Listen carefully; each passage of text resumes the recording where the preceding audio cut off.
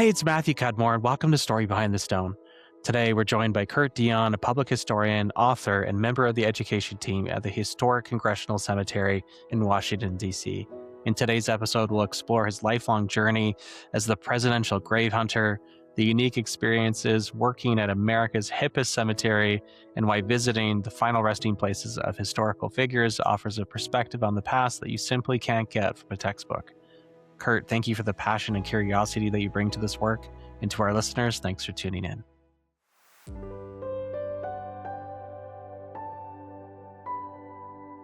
Welcome to Story Behind the Stone, the show where we talk service, sacrifice, and story. My name is Matthew Cudmore. I'm so pleased to welcome my guest today, Kurt Deion, a public historian and author, and he's on the education team at the Historic Congressional Cemetery in Washington, D.C. Kurt, thank you so much for coming on the show today. Thank you for having me, Matt. Lots of ground to cover today. You're known as the presidential grave hunter. Tell me, what got you started on and inspired and interested in this passion? When I was 7 years old, my mother, Lynn, bought me a book. It's called So You Want to Be President, written by Judith St. George, illustrated by David Small. It came from a Scholastic Book Club's order form. And when I was 7 years old, I really loved the anecdotes that were in there and the illustrations by David Small accompanying them. Like George Washington, it had him as an adult, as the president in facial features and everything, but he had a smaller, caricatured body, and all these tykes pulling on his wig and coattails and everything, talking about all his annoying siblings, and thought that was funny. Or William Howard Taft was not able to fit in a regular sized bathtub due to his immense size, so they had to create a giant-sized bathtub that could fit 4 average-sized men. There's the apocryphal story that he got stuck in the regular-sized bathtub. That's most likely not true, but the cartoon by David Small showed him being either lowered or raised out of the larger tub with an like industrial-sized crane, and he's clutching a turkey leg and stuff, and things like that. Nixon bowling at the White House and jumping up and down and doing his double Nixon peace. Things like that really just interested me in the presidents. Then the following year, 2003, I went to a few different presidential sites. The Adams sites in Quincy, Massachusetts, the tomb of George and Martha Washington at Mount Vernon, in addition to the Mount Vernon mansion and plantation, the Kennedy burial sites at Arlington National Cemetery. And it was really cool for me to visit these sites where presidents lived, and then also where they ended up in the physical sense, where their story ended. Then toward the end of the year, in December 2003, my dad was channel surfing, and he came across a re-airing of a book talk on C-SPAN. It was about the book Who's Buried in Grant's Tomb. It said by Brian Lamb and the C-SPAN staff, and there were contributions in there from people such as his friend, presidential historian Richard Norton Smith.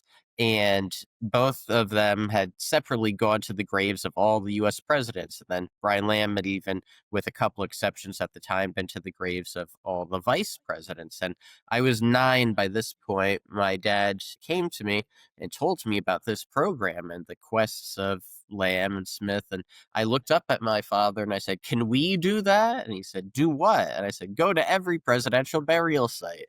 And so that's how it started. Both my father, Paul, and my mother, Lynn, were very supportive of this educational journey. It was me in the driver's seat of it, even though I wasn't old enough to physically drive. So that required my father, who had more freedom, job schedule wise, than my mother did, to take me around. And it was a journey that started in a few different steps. So tell me a little bit about the numbers. You visited 3,000 notable graves, as I understand it, but how many miles are we covering here? How many planes, trains, and automobiles? I've visited 2,901 currently famous graves, and then I have a list of about 200 or 300 I've been to where I say, well, they could be famous. So really, it's over 3,000 historical and pop culture figures' graves I've visited now across about 32 states and Washington, D.C. And as of October, I visited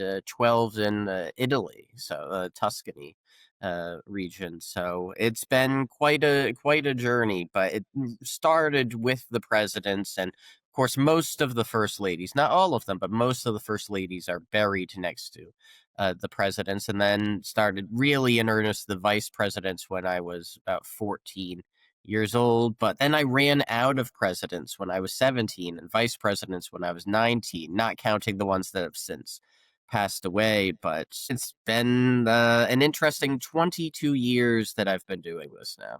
I'm 31, so What was the most challenging gravesite to locate so far?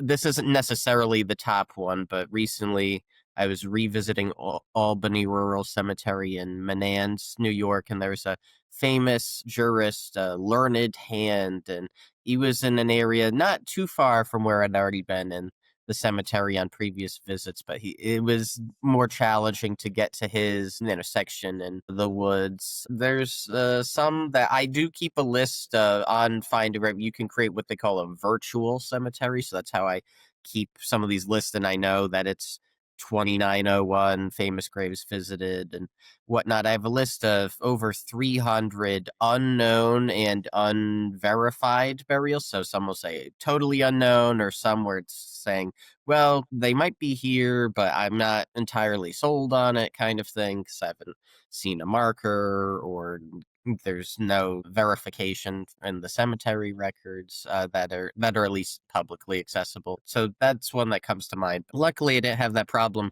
with the U.S. presidents. They're all pretty well marked. When it comes to visiting the presidents, for someone that may not have visited a presidential gravesite before, which one would you recommend? Probably still my number one grave of all time is the James A. Garfield Memorial in Cleveland, Ohio. That's where President Garfield and Mrs. Lucretia Garfield are interred, and they've gotten some wider renown lately with the recent Netflix series, Death by Lightning. President James Garfield, the tomb doesn't appear at the end of the miniseries or anything, but the tomb is 180 feet tall. It's got gargoyles and stained glass windows and mosaics and a Italian marble statue and life-size terracotta sculptures depicting different scenes and moments from President Garfield's life. And then when you go into the basement crypt, there's an encaged area.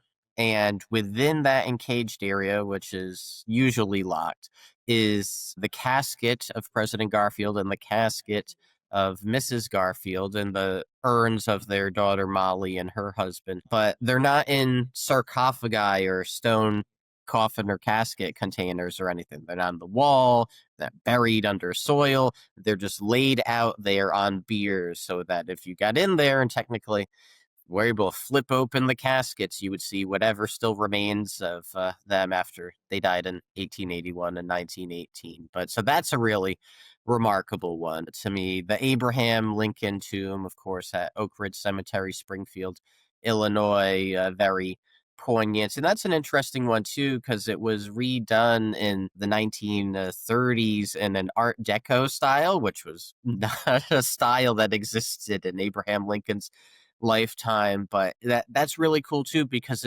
again, some of these things, these tombs, these graves, they also bring you into the areas where these people lived. So going to the Lincoln tomb, you're only a few miles from the only house that Abraham and Mary Lincoln ever owned together, or the Lincoln Presidential Library, or things like that. And Garfield, you're not too far from Mentor, where the James A. Garfield's National Historic Site is, which is their house lawn field. So I really like those. And a recent one, a few months ago, my father, Paul, and I did go down to Plains, Georgia to visit the gravesite of Jimmy and Rosalind Carter. And Plains is a very interesting town. Population's only around 700.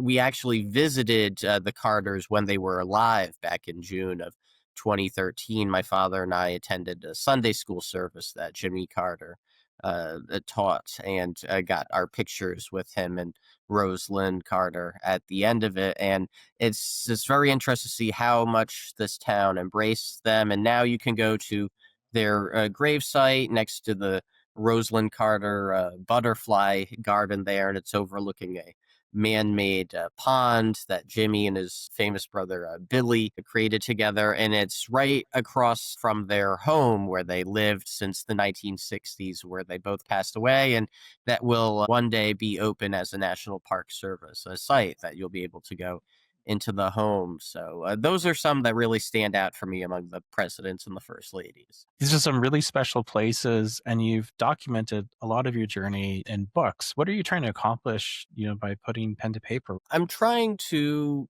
share my passion with people for hands-on history and visiting cemeteries because, as I say in my book, Presidential Grave Hunter, One Kid's Quest to Visit the Tombs of Every President and Vice President, I didn't have a chance to meet Abraham Lincoln or Harry Truman or John F. Kennedy, but I can go to Springfield and go to that house I mentioned, the one that Lincoln owned with Mary Lincoln, and they invite you to put your hand on the railing as you go up the stairs to the second story. So the same railing that the Lincolns and their kids used. And I can go have lunch at the Union Oyster House in Boston, Massachusetts, where John F. Kennedy used to have clam chowder. Or in Independence, Missouri, you can go walk on the route that President Harry Truman used to walk in town and just go see these places. I also talk about going to the Pettus Bridge in Selma, Alabama, Bloody Sunday, and it took 3 tries to fully get over the bridge and march to the state capitol in Montgomery and see all these sites. And then also, again, the grave sites, how they really show how somebody wished to be remembered. Maybe they chose their own epitaph, or maybe their spouse or children did. And then sometimes with, say, Abraham Lincoln again, you really get how the public or a certain segment of the public wanted to remember a particular individual. Like at Lincoln's tomb, so again, grandiose and maybe not exactly what he would have envisioned for himself. Again, especially that Art Deco thing being really anachronistic. But it's really a way to just go learn history in a way that's just different from a documentary or a historical book. And I try to encourage people to do that, engage in this hands-on history and grave hunting.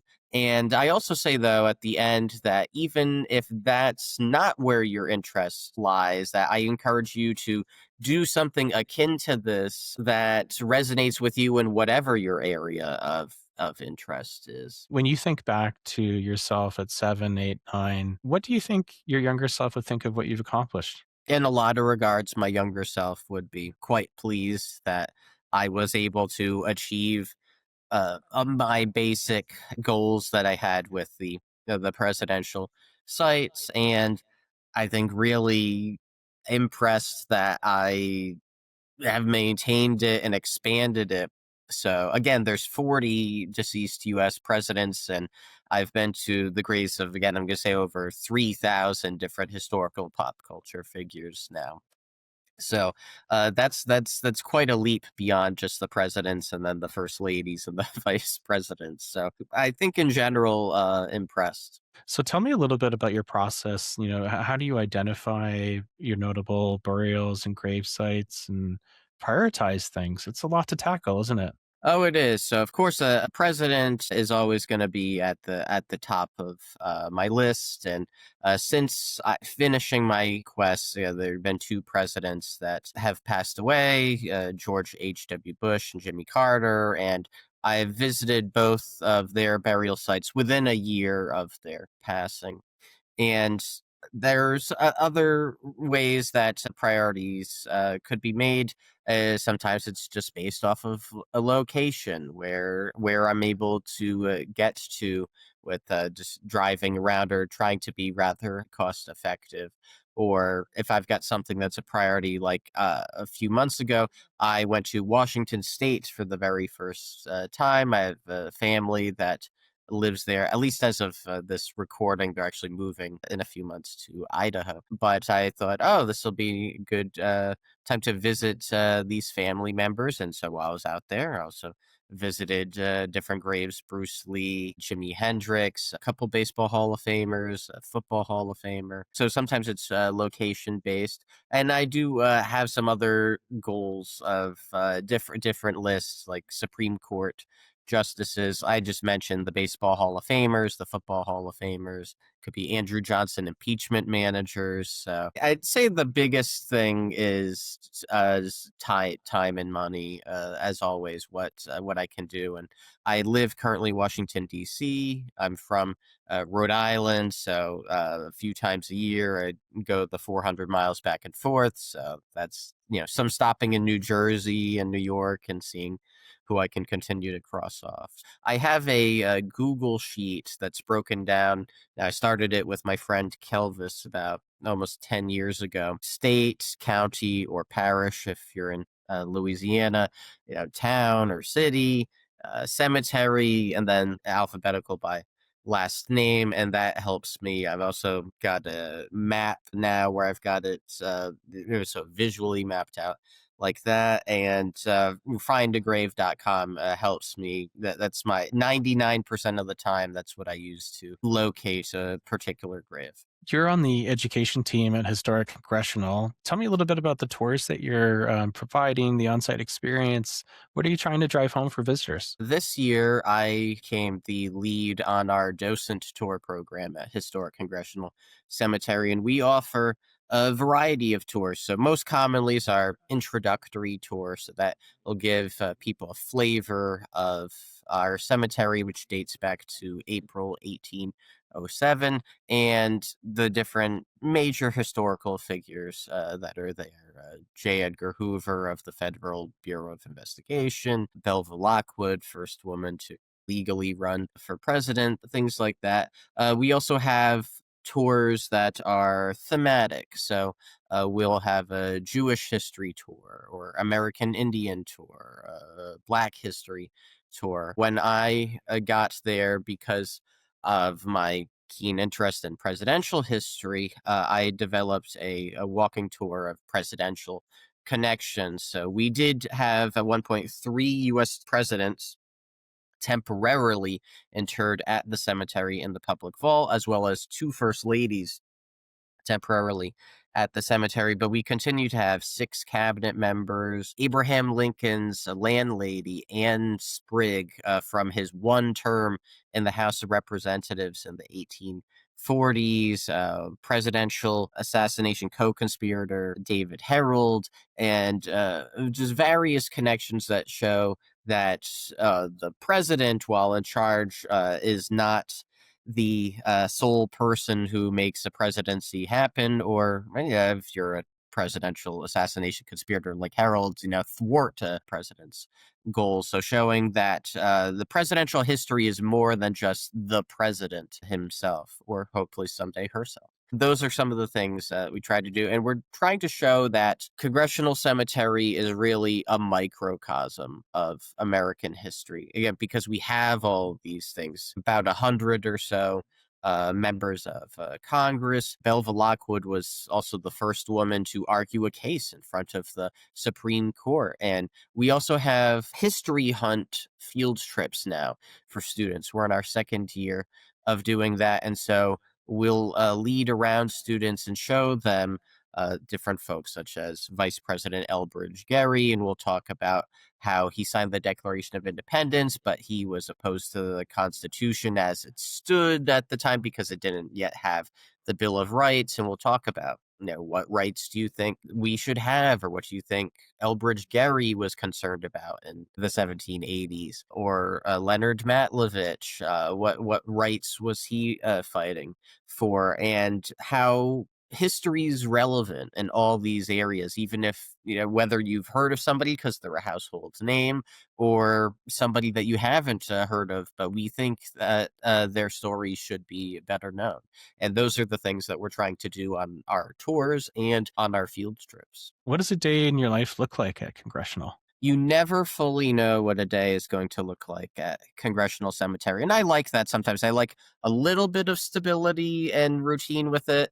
And I do like things being changed up and not monotonous. My boss, AJ Orlikov, was on a previous episode of yours that dropped in May 2025, and he talked a lot about our dog walking program and everything, and all the sorts of event programming that we do as well. So my current title is education specialist, but when you work at a small nonprofit, you do a lot of different things. So I also do a lot of event execution, help with planning. I've had to be a pallbearer unexpectedly 3 times, which is not usually what should happen. Again, you never know. There was an arsonist that was in the neighborhood a few months ago and was lighting fires next to the cemetery, but it did kind of bleed over to our fence a little bit. So at the end of March, I had to use a fire extinguisher for the first time in my life. So things like that are very, very rare. But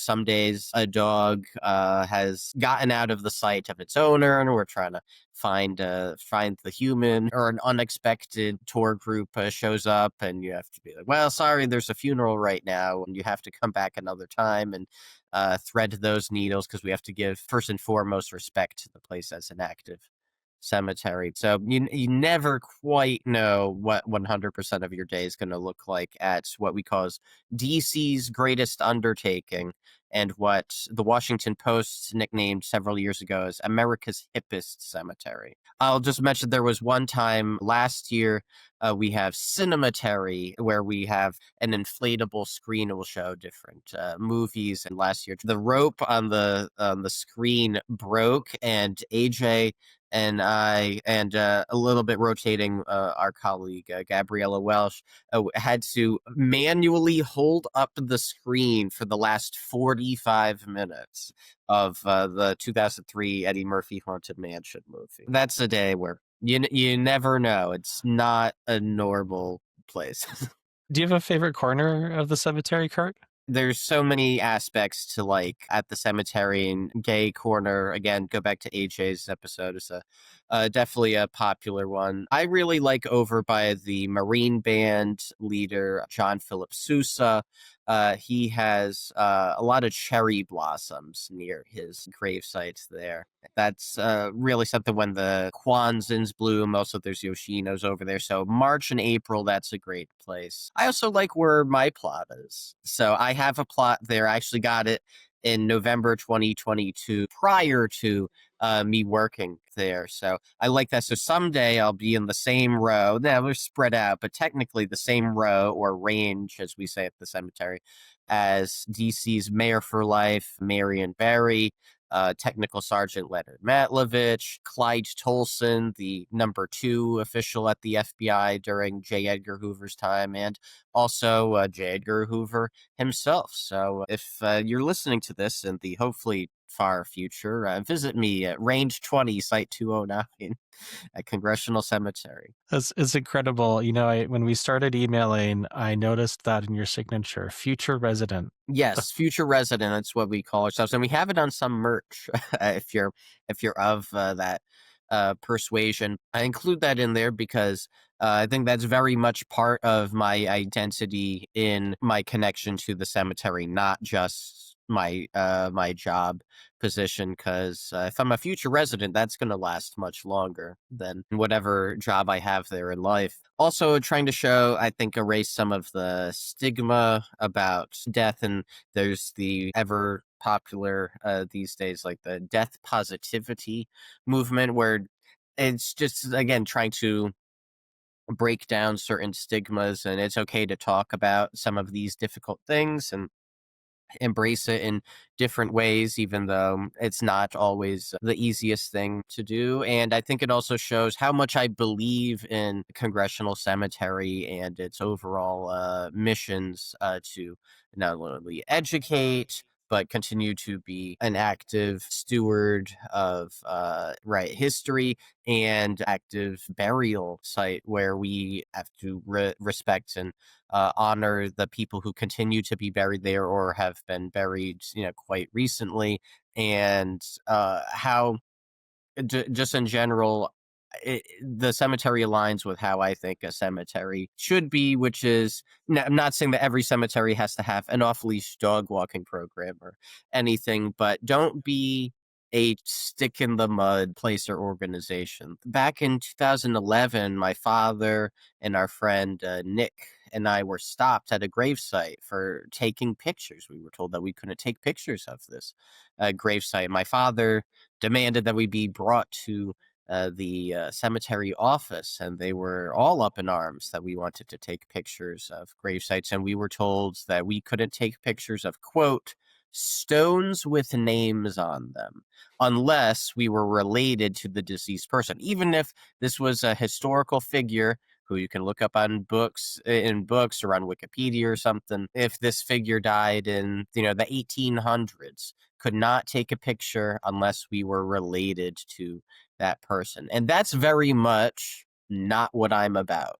So if you're buried in a cemetery, I would like to think I can take a picture of your grave for historical purposes or just documenting that I had been there. And I love that Congressional Cemetery is a place that allows a lot of freedom to be able to embrace the cemetery in different ways that resonate with different communities. You mentioned earlier that you had a list of people and places, sites that you want to visit. What are your plans for 2026? My plans for 2026. Well, I hope to visit some more Supreme Court justice graves. There are currently 105 deceased justices as of the time of this recording, and I have visited the graves now of 92 of them. Actually, most recently, Justice David Souter, who just passed away a few months ago in May 2025, but I was able to visit him in November in Wakefield, Massachusetts. So I'm up to 92, so that leaves me with 13 unvisited Supreme Court justices. 11 have confirmed grave sites. There's 2 that are kind of up in the air. Sandra Day O'Connor, she died December 2023. Her brother intimated that he was going to take her ashes to the Lazy Bee Ranch in Arizona where they grew up.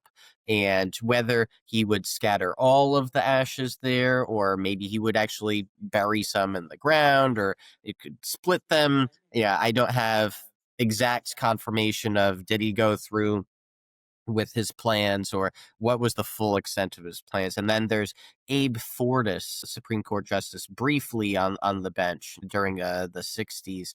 And he was cremated after he died in the 1980s. His ashes were at some point designated to be buried in a mass like community unmarked grave just over the line from DC in Suitland, Maryland. But then records indicate, and they don't apparently have clear records on this, who picked up the ashes or when, but he and his wife, I believe, had no children, so who would have had the legal authority to do so, and where did they end up? So I need to get clarity on those 2 Supreme Court justices, but I'm hoping at least some of the 11 other ones that I can get in 2026. But there's 2 in Colorado, 1 in Dallas. I still need 1 in North Carolina. I think 1 in Ohio, 1 or 2 in Pennsylvania, Michigan, 1 in Iowa. So they're a bit, not the absolute easiest to get to from Washington, D.C., but I'm hoping at least maybe 3 or 4 of them in 2026. I'll visit anybody that I can at this point. And of course, if I can get back out to California with all those celebrities in the Hollywood area cemeteries, that always takes a big chunk out of my list. The hunt continues, Kurt. How can people follow your journey and find your book and support your work? I have a website. It's kurtzhistoricscites.com. But if you want to get direct to my book buying page where you can see my book trailer, that's like a movie trailer, but for my book, and see testimonials from different authors and historians. And if you want to buy my book directly from me where I can sign it to you, go to presidentialgravehunter.com. I'm also on Instagram at kdgravehunter.com. I have other things like YouTube and Goodreads and whatnot. You can just get those links on my website. So again, presidentialgravehunter.com. Fantastic. Well, Kurt Deion, public historian, author on the education team at the Historic Congressional Cemetery. Thank you so much for coming on the show today. It's been fantastic chatting with you, learning about the immense scope of what you've been hunting all this time. Thank you for taking the time to chat with us today.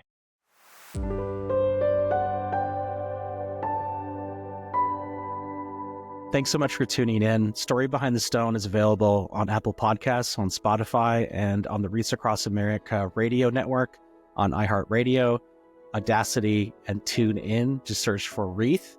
Thank you for tuning in.